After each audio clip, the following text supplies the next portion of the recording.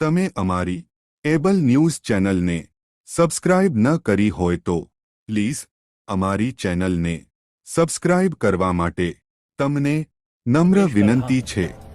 वर्ष 2025 को मैं 100 वर्ष का हो जाऊंगा। वर्ष 1925 में विजयादशमी के दिन नागपुर में डॉक्टर केशव राव बलिराम हेडगेवार जी ने मुझे संघ रूपी जिस बीज के रूप में रोपा था, तब किसी ने भी नहीं सोचा होगा कि मैं एक वट वृक्ष बन जाऊंगा। आज इस वट वृक्ष की कई शाखाएं राष्ट्र निर्माण कार्य में लगी हुई हैं। संघ के प्रथम सरसंघ चालक हेडगेवार जी ने अपने घर पर 17 लोगों के साथ गोष्ठी में मेरे गठन की योजना बनाई थी।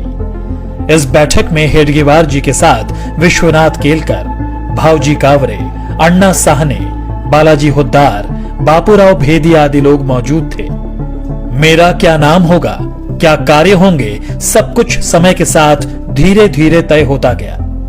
उस वक्त हिंदुओं को सिर्फ संगठित करने का विचार था।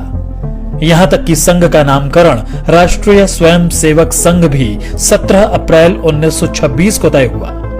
इसी दिन हेडगेवार जी को सर्वसम्मति से संघ प्रमुख चुना गया, लेकिन सरसंघ चालक वे नवंबर 1929 में बनाए गए। मेरे नाम के अस्तित्व में आने से पहले 3 नामों पर विचार मंथन हुआ, जो थे राष्ट्रीय स्वयं सेवक संघ, जरीपटका मंडल और भारतोद्वारक मंडल, जिसके लिए बाकायदा वोटिंग भी हुई। नाम विचार के लिए बैठक में मौजूद 26 सदस्यों में से 20 सदस्यों ने राष्ट्रीय स्वयं सेवक संघ को अपना मत दिया, जिसके बाद मैं यानी आरएसएस अस्तित्व में आया। पिछले कई दशकों से लगातार देश के कोने कोने में संघ की शाखाएं लग रही हैं। हेडगेवार जी ने व्यायामशालाएं और अखाड़ों के माध्यम से संघ कार्य को आगे बढ़ाया था। स्वस्थ और अनुशासित स्वयं सेवक होना उनकी कल्पना में था। 96 वर्ष के सफर में आज मेरे 80 से ज्यादा समविचारी और अनुषांगिक संगठन हैं। दुनिया के करीब 40 देशों में मैं सक्रिय हूं। पर मेरा यह सफर इतना भी आसान नहीं था। कई ऐसे मौके आए जब मुझ पर आरोप प्रत्यारोप भी लगे और यहां तक प्रतिबंध भी लगा दिया गया।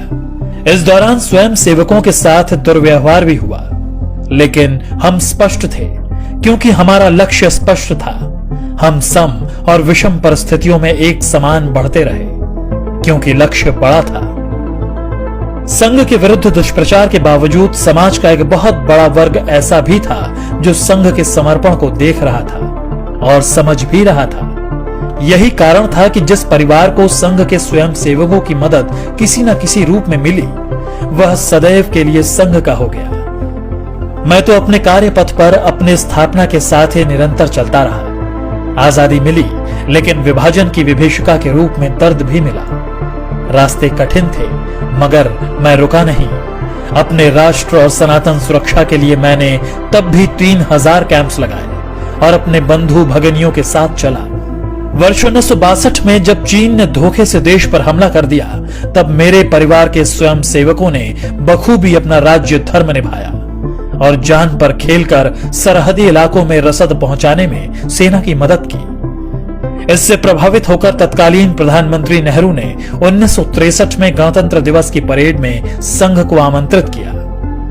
स्वयं सेवकों ने उस गणतंत्र दिवस की परेड में पूर्ण गणवेश के साथ भाग लिया और अपनी सादगी सात्विकता से सबको अवगत कराया था।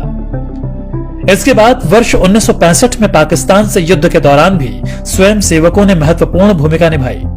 तमाम विरोध और सभी कठिनाइयों के साथ संघ अपने पथ पर निरंतर आगे बढ़ता रहा। आपदा हो या युद्ध, मेरा संकल्प भारत समर्पित। कभी 25 स्वयं सेवकों से शुरू हुआ संघ आज विशाल संगठन के रूप में स्थापित है। बिना स्वार्थ, तन मन धन से दिन रात राष्ट्र सेवा, मानव सेवा में स्वयं सेवक जुटे हुए हैं। आप श्री ने अमारा समाचार पसंद आव्या होय तो अमारी एबल न्यूज चैनल ने सब्सक्राइब करजो, लाइक करजो, कॉमेंट लखजो अने हाँ बेल आइकॉन पर क्लिक करवानुं क्यारे भूलशो नहीं।